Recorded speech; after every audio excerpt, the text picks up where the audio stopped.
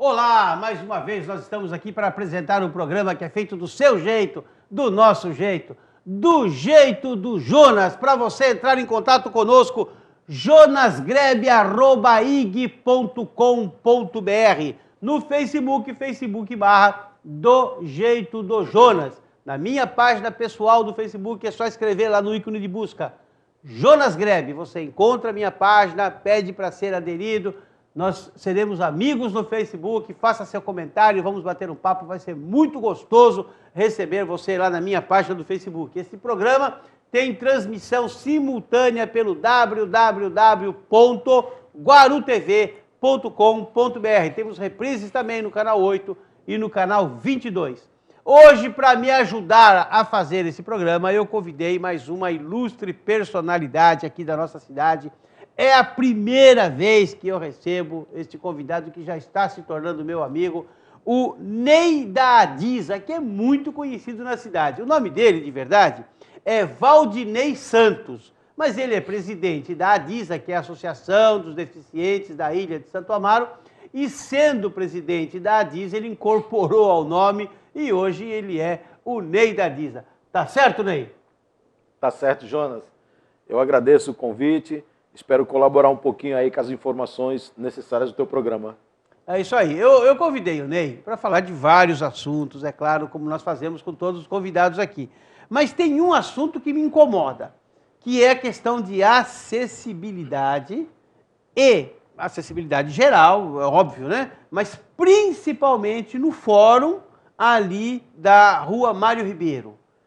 Tem uma perspectiva de se consertar aquilo? É possível se colocar um elevador? Você recebe muita reclamação lá na associação sobre esse problema?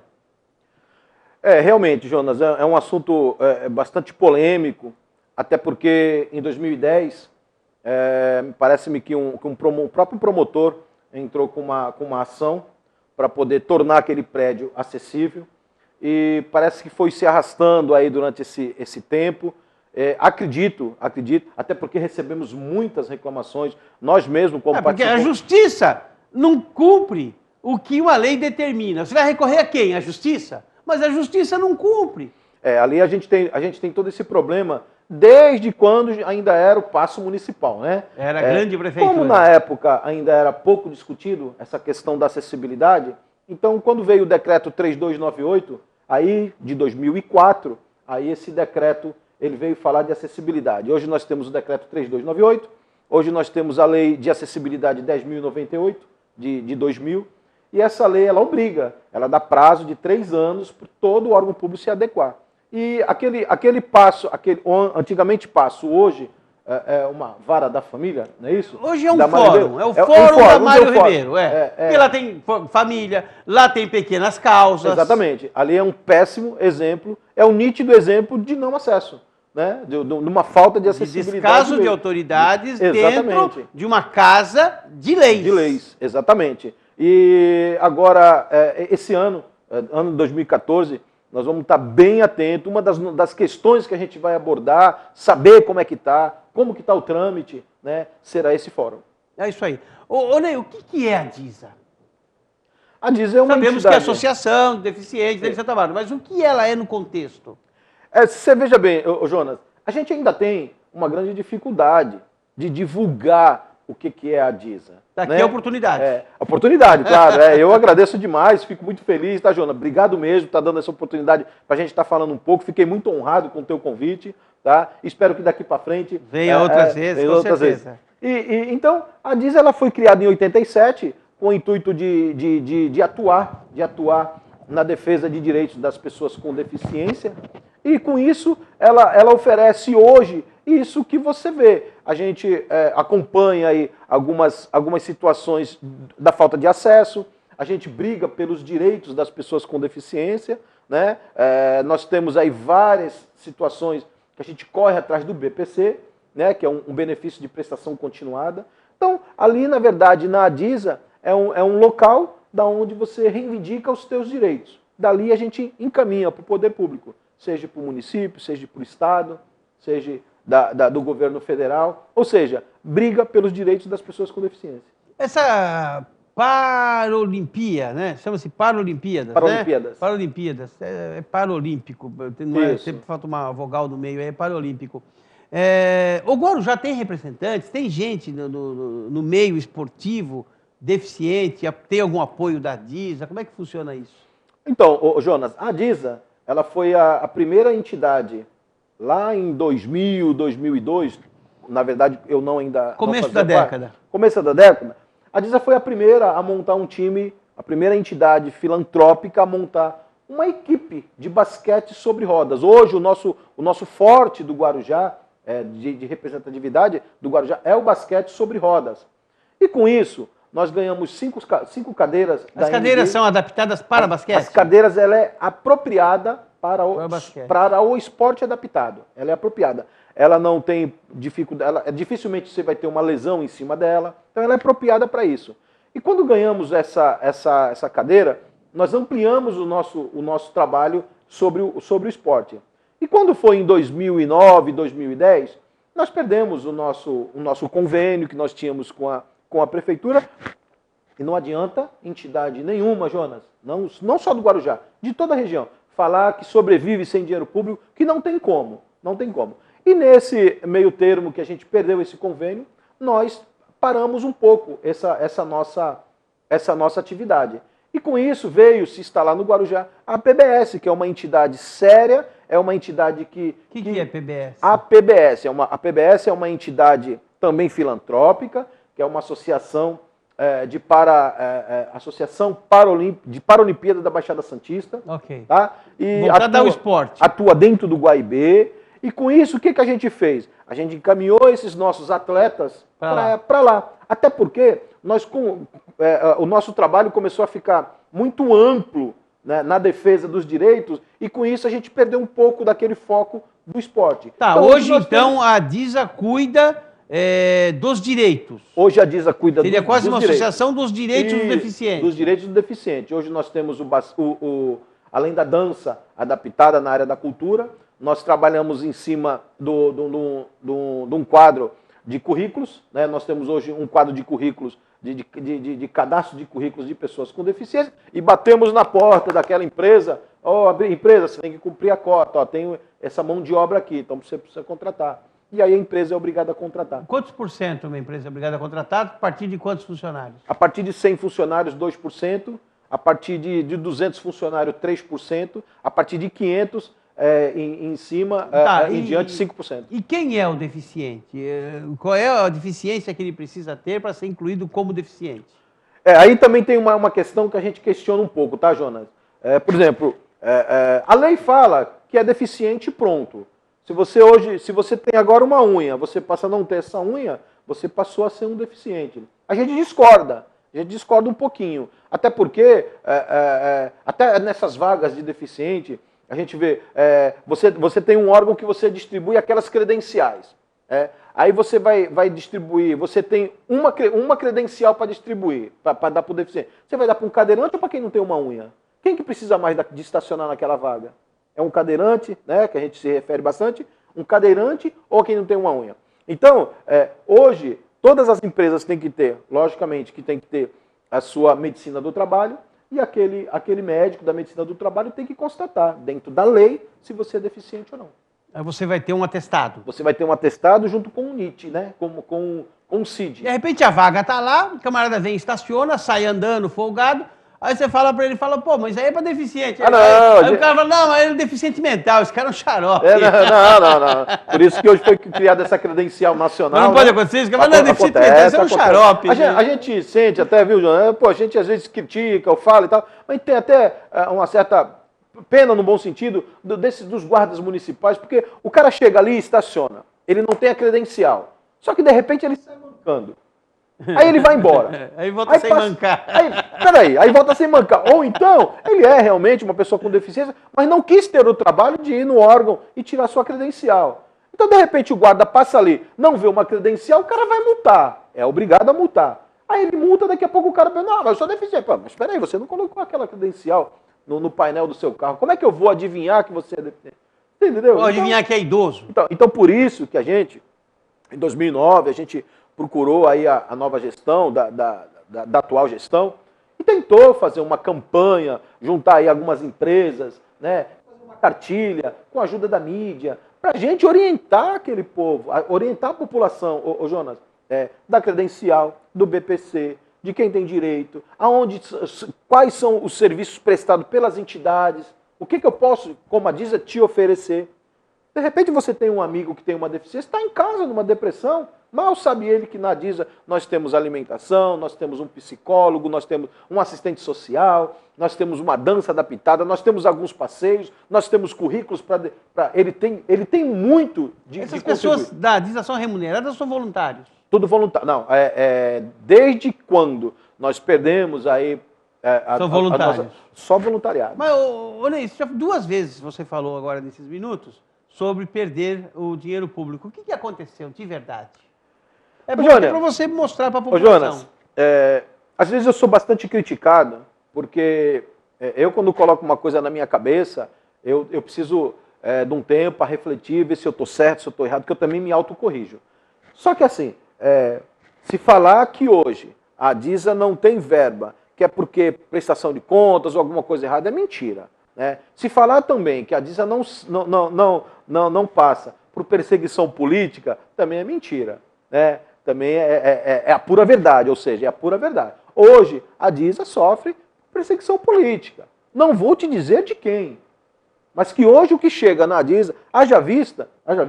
Pode ser perseguição política, mas também pode ser que existam pessoas, até do próprio meio, fazendo pressão para que a Disa seja preterida, ou não?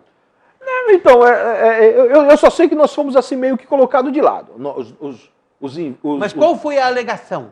Então, hoje nós temos uma alegação de que, eu vou te resumir, a gente desde 2003, 2004, nós tínhamos um convênio federal.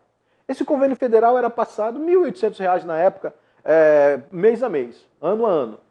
Quando foi em 2010, a Secretaria de Assistência achou por bem não repassar para a Disa, para pagar água, luz e telefone, só que só avisou a gente um ano depois. Então o que a gente fez? A gente está vencendo as contas, ô Jonas. Eu tenho aqui R$2.000 para pagar água, luz, telefone e alimentação. Eu estou contando com aquele convênio. Sim. O convênio não sai, o que você faz? Pago a conta. Pago a conta, não é isso? Isso. Concorda? Concordo. Eu pago a conta.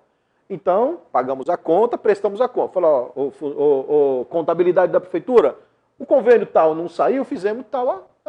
Não pode. Como não pode? Eu vou ficar sem luz, ficar sem água? Eu vou ficar sem luz, eu vou ficar sem água, vou interromper o atendimento, o trabalho. Fiz isso por conta e risco meu, Jonas. Eu tomei a iniciativa, eu fui o culpado, vamos dizer assim. Você pagou com que dinheiro? Com dinheiro carimbado? Nós tínhamos uma verba da assistência social, né, que eram R$3.000. Nós tínhamos... Era dinheiro carimbado. Era dinheiro carimbado, né, mas que era um dinheiro que também previa consumo. O que é um consumo? Consumo de energia, consumo de água, consumo de alimento. Só o que a gente amarrou? A gente tinha certeza daquele convênio federal, a hora que chegasse, pagar água, luz e telefone. Que geralmente vinha todo mês de março. Ou seja, tramitava o processo, mês de março saía a primeira parcela. Entendeu? E isso não aconteceu mais, sem nenhum aviso da secretaria competente. Bom, fizemos isso.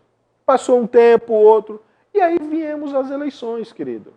Vieram as eleições. 2000 agora e 12. Né? Nós viemos as eleições, eu fui candidato, né? Não sabia que o preço era tão alto para pagar assim. E aí nós fomos penalizados por isso. Isso 2011, né? Aí veio a eleição 2012, aí a gente tinha uma pendência com prestação de contas 2011, fomos tentar falar com o órgão competente, fomos falar no gabinete, e enfim, não adiantou e ficamos sem nossa verba. Né? E hoje nós estamos aí há quase 3 anos tocando sem verba nenhuma. Percentualmente, quanto representaria essa verba que vocês recebiam e que foi cortada? Em toda a movimentação, qual o percentual do que foi perdido? Olha, nós recebíamos, Jonas, juntando os 3 convênios, cultura, educação e assistência, nós recebíamos R$4.500. É pouco dinheiro. R$4.500 para água, luz, telefone, alimentação, né? Na época tínhamos uma Kombi, gastávamos com motorista e gasolina. RH, que seria uma cozinheira, uma assistente social, uma psicóloga, uma monitora de cursos e uma educadora. É muita coisa. Aí o que nós tínhamos? Nós tínhamos os eventos, de 3 em 3 meses eu tenho um evento, né? Nós também trabalhamos em cima, tivemos que adaptar aí o nosso salão para final de semana tentar alugar, e com isso a gente foi. Quando foi final de 2010, final de 2011, que para 2012 nós já sabíamos que não teríamos mais a verba, por conta de toda essa história que eu estou te falando, e aí eu tive que chamar o funcionário e falar, e agora? Arregaçamos as mangas, vamos. Quem pôde correr, eu tinha na verdade um total de 8, 10 funcionários, hoje estou com 2, voluntário. E aí eu tenho alguns estagiários. E outros que aparecem para ajudar. E aí parceiros, associação de bairros que também me ajuda, na pessoa do Vagnão, que é um cara que arregaçou as mangas para nós. E a gente se sente sim. Se eu falar para você que não é uma injustiça, é uma injustiça sim. Tá bom, sim. vamos a um breve intervalo comercial. Daqui a pouquinho nós voltamos com esse papo gostoso aqui com o meu novo amigo aqui, o Valdinei Santos, o Ney da Adisa. Voltamos já.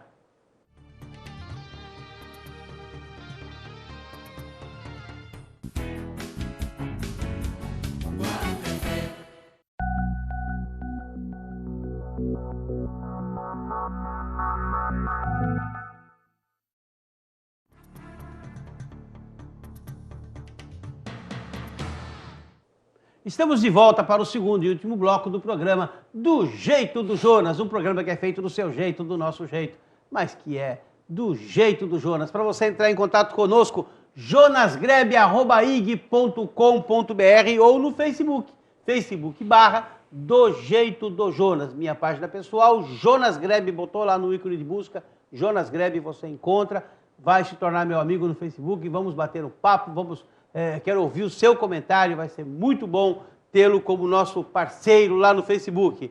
Esse programa tem transmissão simultânea pelo www.guarutv.com.br, que é o nosso site, e também reprises no canal 8 e no canal 22. Estou recebendo hoje aqui essa ilustre personalidade da nossa cidade, que é o presidente da Associação dos Deficientes da Ilha de Santo Amaro, a Adisa. E ele é o Ney, por isso ele é o Ney da Adisa. Ney, nós estamos falando aqui a respeito dessa questão de convênio, de verbas. Hoje, qual é a fonte de receita da Adisa?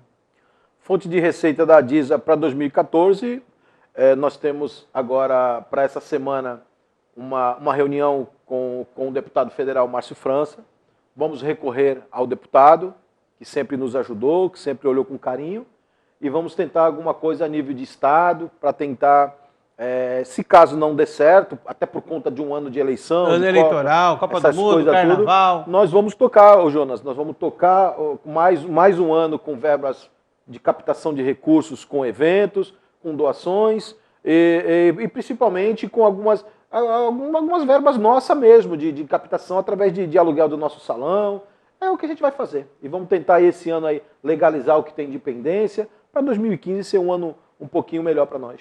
Qual é a relação da Adisa com o CRPI? São órgãos diferentes? Nossa, que pergunta bacana, Jonas, porque não sei se você sabe, eu tenho uma poliomielite, eu na verdade tive poliomielite com 3 anos de idade, não andava, fiquei 10 anos da minha vida dentro do CRPI, e hoje a Adisa é fundada por ex-alunos do CRPI. Então nós nos tratamos no CRPI, com isso a Você, gente... inclusive? Eu, inclusive. Você é guarujaense? Eu sou guarujaense há 45 anos. Nasceu aqui? Nasci aqui. E pretendo morrer aqui. Então, ô Jonas, o CRPI nós passávamos o dia todo e 5 horas da tarde víamos embora, de segunda a sexta. Passado o nosso período, depois de 4 anos, que a gente completava a 4ª série do ensino fundamental, nós tínhamos que sair para dar vaga para outro. Então, com isso, a gente ficou. E agora, vamos para onde? Né? Eram vários. Nós éramos vários. Então, eu não fiz parte, mas um grupo que fez parte do CRPI se juntou aqui na 14 Bis e em 3 reuniões montou a Adisa. Então, vamos montar a Associação dos Deficientes. No entanto, que tem um projeto de lei... Deixa eu entender. CRPI seria, então, uma escola. O CRP é um centro de recuperação de paralisia infantil. Sim, né? mas ele dá curso. Ele Primário, dá você curso. fez lá o primário? O fundamental? Fiz lá o fundamental. Lá tem escola fundamental até hoje? Não sei agora, não sabe, mas acredito que sim. Acredito que sim, porque lá quem tá manteve aquela Você fez aquela o fundamental lá, aí saiu, e aí vocês ficaram meio que sem eira nem beira. Sem eira nem beira, meio que perdido, né? Que diz aí, segue em tiroteio. E com isso, os colegas fundaram a DISA em 1987. Hoje a DISA... Você está desde 87 na DISA? Eu estou desde 97. 10 anos depois. Isso, 10 anos depois eu fui parar na DISA. Tá, e qual a relação hoje dos dois? Nós somos parceiros. O CRPI, quando procurado, encaminha pessoas para nós, através ou que seja procura de emprego, que às vezes as pessoas têm uma referência do CRPI e vai procurar o CRPI. Então manda algumas pessoas para passar por uma psicóloga nossa, quando lá está sobrecarregado. Então nós temos essa parceria de encaminhar tanto nós para eles, como eles para nós. Então a ligação nossa é fraternal, diária, tranquilo, com todas as entidades, né, Jonas? A PAI é ali do lado. Inclusive agora, para 2014, nós temos alguns... Qual a diferença para a PAI, do tipo de relacionamento? A PAI é uma escola de excepcional. Também é escola? É uma escola de excepcional e que tem lá um período. Agora, parece que numa dessas mudanças aí do Plano Nacional de Educação, parece que a PAI não vai poder mais ficar com os assistidos a partir de 45 anos, e com isso a gente resgata. Haja vista que agora, para 2014, já fevereiro ou março, acho que tem 15 ou 20 pessoas que vai se desligar da PAI, e que se não tiver a DISA, hoje só tem a DISA, não tem para onde ir. E a DISA funciona mais ou menos como um defensor do direito para ele ocupar a cota de deficiente em determinado local de trabalho? Na verdade, a DISA é um centro de convivência, né? É uma boa definição. É um centro de convivência. Hoje ali saem as oportunidades. Só para você entender um pouco das nossas atividades, o cidadão chega lá às 8h30 da manhã, nós temos o Projeto Brasil Alfabetizado, né? Das 9 ao meio-dia e meio. Da meio-dia a 1h30 nós fornecemos almoço, e dali em diante até 5 horas da tarde nós temos todas as nossas atividades, né? Então esse é o trabalho diário da DISA de segunda a sexta. O Brasil, de forma geral, assiste aos deficientes? Melhorou isso? Está num bom nível? Falta muito ainda? Como que a nação cuida dos seus deficientes? Eu tenho uma irmã deficiente física. Minha irmã nasceu com um problema muito sério de uma das pernas, né? Nasceu sem joelho, aquela coisa toda. Sim. Eu tenho uma irmã, hoje já é uma senhora de 60 anos, avó, né? Casou, teve sua vida normal, foi aposentada como funcionária pública, sim, sem cota na época, entrou mesmo por concurso, aquela coisa toda. Mas eu tenho um exemplo dentro da minha casa, né? O sofrimento que, por exemplo, a minha mãe teve quando deparou-se com... Né? Porque a mãe tem um choque. Opa. Quando ela chega no berço e vê que a filha que acabou de nascer tem uma deficiência, né? E a nação, como cuida disso? Quando você fala que sua mãe teve um choque, esse ainda é o maior problema, Jonas, para a gente ter que formar um censo. Hoje, se você me falar assim, Ney, quantos deficientes tem no Guarujá? Não sabemos. Nós trabalhamos em cima de um censo de 2008, 2009, de 35, 37 mil deficientes. No Guarujá? No Guarujá. 35 mil? No Guarujá. Não faz isso. 35 mil no Guarujá. Isso sem contar... 10% da população? Isso sem contar, Jonas, que em 2010, 2011, foi reconhecido a pessoa monocular, aquela que tem uma única visão, já foi conhecida como deficiente. Isso sem colocar essas pessoas nesse índice, nesse censo. Então, quando você fala que a sua mãe teve um choque, ainda é a dificuldade. Ou seja, se você for querer mapear onde estão essas pessoas, se você chegar numa comunidade, a mãe ela não quer que o filho seja visto. Por quê? Por falta de informação. Porque ela quer segregar, ela quer esconder aquele filho, porque ela tem medo. Primeiro que ela tem medo de perder o benefício.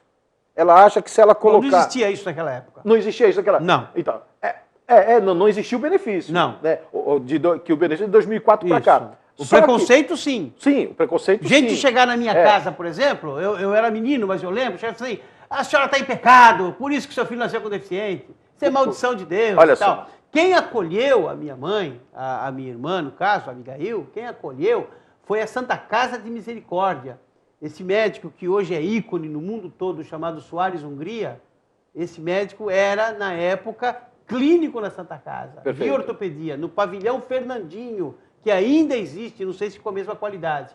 E ela passou por 14 cirurgias durante alguns anos. Para poder andar, foi andar com 11, 12 anos de idade. Mais ou menos a minha história. 14 cirurgias. Eu fiz 25. Então, 14 para começar a andar. Aí ela foi começar a fazer o curso primário já na terceira série. Ela não fez primeiro, segundo e terceiro ano. Porque na Santa Casa ela tinha aula.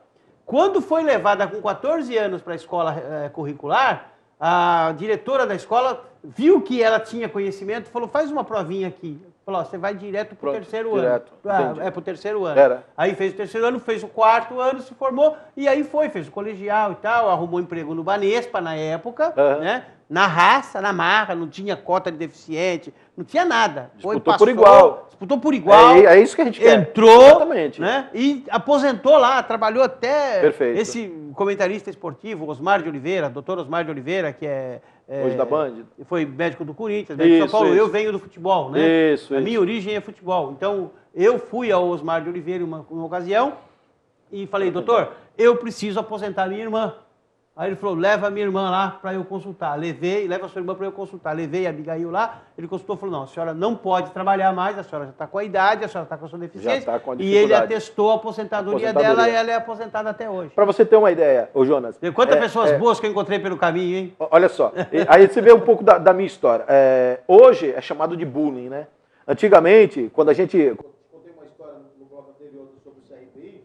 Quando eu saí do CRPI, só para você ter uma ideia, eu, para poder passar da quinta série, ou seja, da quarta série, eu fiz o CRPI. Ok. Da quinta em diante, eu repeti 2 anos. Por quê? Porque eu estudava aqui no Vila Alice, hoje Valdemar da Silva Rigoto. Quando a gente chegava, era das 4 às 8, né? Foi o primeiro ano desse colégio, da fundação. Quando a gente chegava, eu preferia chegar 3 horas da tarde. Você vai entender por quê. Eu chegava lá 3 horas da tarde e me sentava. O intervalo era meia hora, 15 minutos, eu não saía. Na hora de sair 8 horas, eu saía às 9. Você vai entender por quê. Porque eu não queria que as pessoas vissem eu andando. Porque o motivo de chacota era muito grande. E com isso, você imagine o meu psicológico. Então você faz uma reflexão. Eu tive ali atrás o CRPI, que eu tinha lá o meu mundo. Tá entendendo? As pessoas que tinham mais ou menos o mesmo problema que você. Eu tinha psicólogo, eu jogava futebol do meu jeito, com os meus colegas. De repente eu fui para um novo mundo, para outro mundo. Os normais, entre então, aspas. De repente as meninas, às vezes, os colegas falam assim, poxa, você é bem estudioso, né? A gente chega aqui às 4 e você já está. A gente sai para o intervalo, você não sai, né? Você senta, sabe que homem sempre tem aquilo de sentar nos fundos, né? Eu sentava na primeira. Por que na frente? Quando o professor chamava no quadro, você já dava o primeiro passo, já estava ali. Os amigos não viam você andando. Então, hoje, Jonas, Você vê a sua capacidade de estratégia já de menino. Já de menino. Só que hoje, eu conto essa história com o maior orgulho, né? Por quê? Porque tem pessoas que precisam se espelhar em mim. Eu preciso ajudar essas pessoas que me procuram. Então, quando a pessoa me procura por qualquer tipo, ou porque não tem uma escola, ou porque foi destratado, ou porque tentou um emprego e falaram para ele, não, você é cadeirante, não, como aconteceu numa determinada empresa aqui, o cara participou de um processo seletivo, quando ele passou, o gerente falou para ele, não, você não, porque você é cadeirante. Então, tudo isso faz parte da minha história, faz parte do meu trabalho, e com muito orgulho eu vou continuar, e eu quero desejar para vocês todos, Eu preciso trazer você mais 3 vezes vamos continuar. Eu fico bastante satisfeito, A Paula Jonas. Maia é maldosa, ela fica lá gritando aqui no meu ponto, acabou, eu sei que acabou. Poxa, Paula. São só meia hora, acabou, e a Paula é muito rigorosa. Ney, eu quero convidar você outras vezes para vir aqui. Estou à disposição. Conversa muito gostosa, eu acho que muito interessante, mas a Paula falou o seguinte, dá 30 segundos para ele falar tchau. 30 segundos. É tempo, hein? Então, gente, eu quero agradecer mais uma vez, Jonas, de coração o teu primeiro convite, a gente está aqui, vou te esperar